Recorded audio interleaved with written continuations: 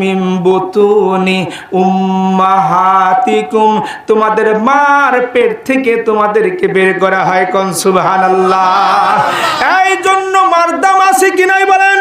মার দাম আছে। আল্লাহর হাবিবের কাছে একজন সাহাবী ডাক দিয়ে বলে, হুজুর আমার মা আছে, বাবা আছে, আত্মীয় স্বজন সবাই আছে, তবে আর ভিতরে বেশি কাকে ভালোবাসবো, বেশি সম্মানের অধিকারী কে?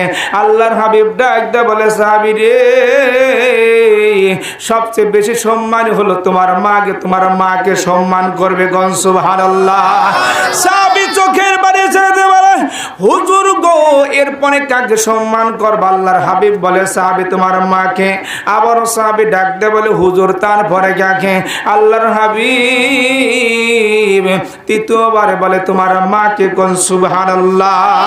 চতুর্থবারে যখন বলে, হুজুর তারপরে কাকে?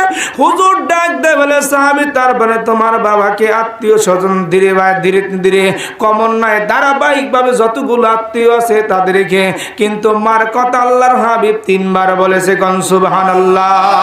আল্লাহু আখরাজাকুম মিন বুতুনি উম্মাহাতিকুম শাইআ।